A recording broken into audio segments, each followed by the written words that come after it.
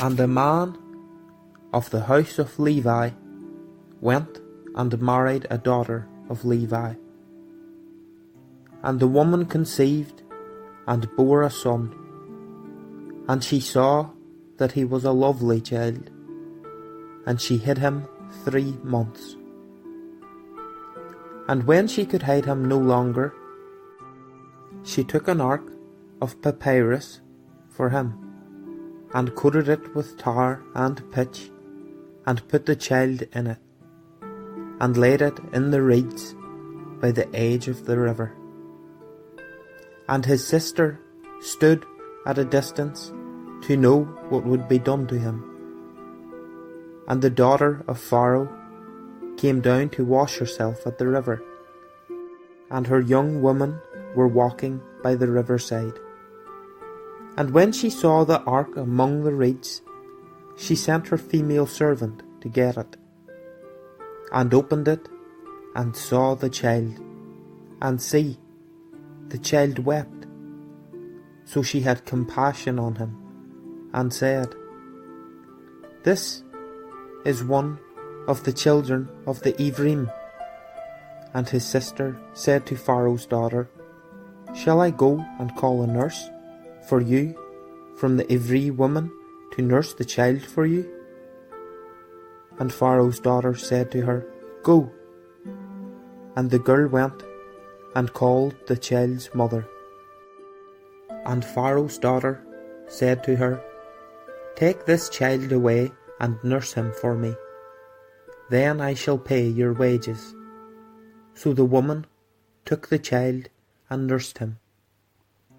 And the child grew, and she brought him to Pharaoh's daughter, and he became her son. And she called his name Moshe, saying, Because I have drawn him out of the water. And in those days it came to be, when Moshe was grown, that he went out to his brothers and looked at their burdens. And he saw a Mitzrite beating an Ivri, one of his brothers. So he turned this way and that way, and when he saw no one, he smote the Mitzrite and hid him in the sand. And he went out the second day and saw 2 Ephraim fighting. And he said to the one who did the wrong, Why do you smite your neighbour? And he said, Who made you a head and a judge over us? Do you intend to slay me as you slew the Mitzrite?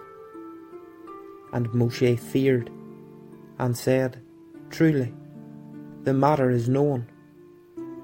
And Pharaoh heard of this matter, and he sought to kill Moshe. But Moshe fled from the face of Pharaoh, and dwelt in the land of Midian, and he sat down by a well.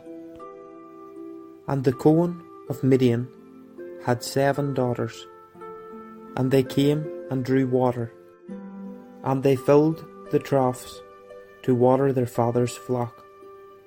But the shepherds came and drove them away. Then Moshe stood up and came to their rescue and watered their flock. And they came to Reuel, their father, and he said, How is it that you have come so soon today? And they said, A Mitzrite rescued us from the hand of the shepherds, and he also drew enough water for us and watered the flock. And he said to his daughters, And where is he? Why did you leave the man? Call him, and let him eat bread. And Moshe agreed to dwell with the man. And he gave Zipporah, his daughter, to Moshe. And she bore him a son, and he called his name Gershom, for he said, I have become a sojourner in a foreign land.